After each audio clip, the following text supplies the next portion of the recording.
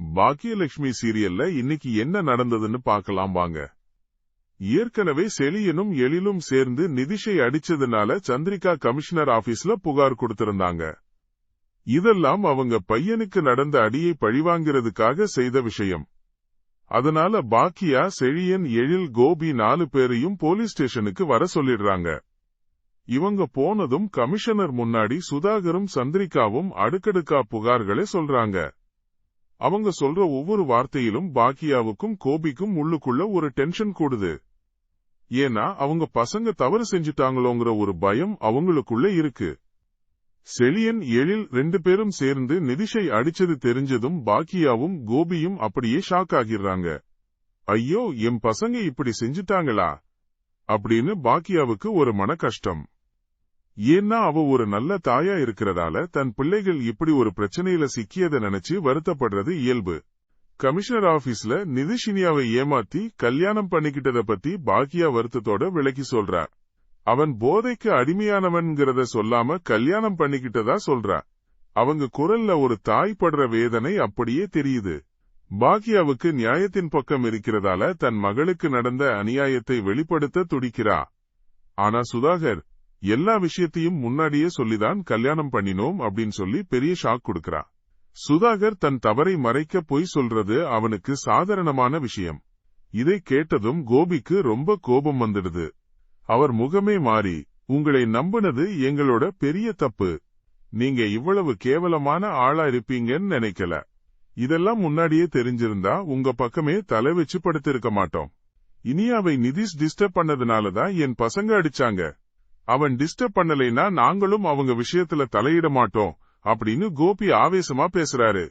கோபி ஒரு நல்ல குணம் கொண்டவராயிருக்கிறதால இந்த குடும்பம் தன்னை ஏமாற்றியதை நினைச்சு கோபப்படுறது நியாயம். அவர் வார்த்தைகள்ல ஏமாற்றமும் ஆத்திரமும் கொப்பளிக்குது. சந்திரிகா ஓவரா பேச சுதாகர் அவளை சமாதானப்படுத்துறான். சுதாகரோட இந்த செயல் சரியான்னு நீங்க என்ன நினைக்கிறீங்க? அடுத்து சுதாகர், இனிமேல் என் பையனும் உங்க பொண்ணு பக்கம் தலை வச்சு படுக்க மாட்டான் அப்படின்னு வாக்கு கொடுக்கறான். இது சுதாகர் தன் தவறை உணர்ந்து செய்த செயல் இல்லை.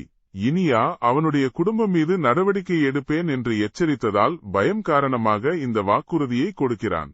இதனால கமிஷனர் பாக்கியா குடும்பத்தை எழுதி கொடுத்துட்டு கிளம்ப சொல்றாரு. வீட்டுக்கு வந்ததும் ஈஸ்வரியும் இனியாவும் என்ன நடந்ததுன்னு கேக்குறாங்க. நடந்த விஷயங்களை சொல்லவும் 2 பேரும் ஷாக் ஆகிடுறாங்க. அப்போ எழில் நிதிஷ் பற்றி தெரிஞ்சுக்கிட்டு தான் இந்த கல்யாணம் நடந்ததா சுதாகர் சொன்னதே சொல்றான்.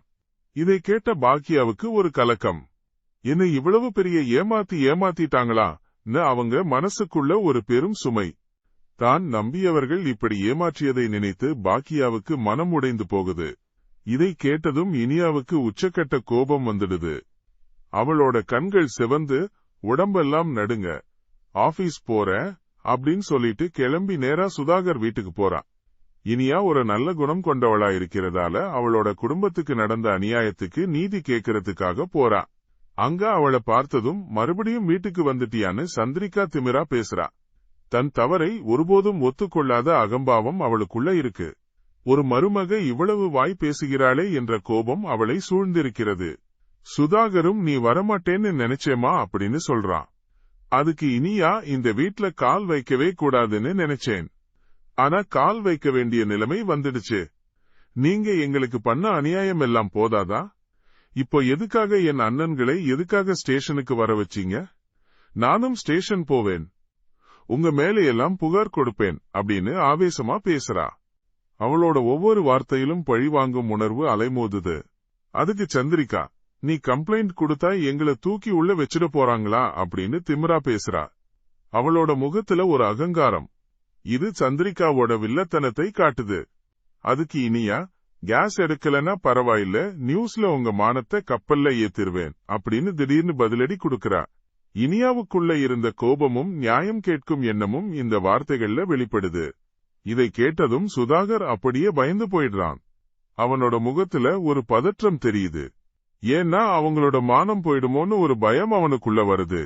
இனிமேல் என் பையன் உன்னை டிஸ்டர்ப் பண்ண மாட்டான் அப்படின்னு சொல்றான். இதெல்லாம் ஒரு பக்கம் இருக்க, பாக்கியாவோட ஹோட்டல்ல பிரச்சனை பண்றதுக்காக சுதாகர் ஒரு பிளான் போடுறான். ஒரு ஆளை ஏற்பாடு செய்து அவரோட கடைக்கு சமையல் ஆர்டர் கொடுக்க அனுப்பி வைக்கிறான். அவன் 50,000 அட்வான்ஸ் கொடுக்கிறான். அடுத்து என்ன நடக்க போகுதுன்னு நாளைய எபிசோட்ல பார்க்கலாம். ட்ரெண்டிங் நண்பன் சேனலை சப்ஸ்கிரைப் பண்ணுங்க. இந்த வீடியோ பிடிச்சிருந்தா லைக் பண்ணுங்க, ஷேர் பண்ணுங்க. அடுத்த வீடியோல பார்ப்போம்.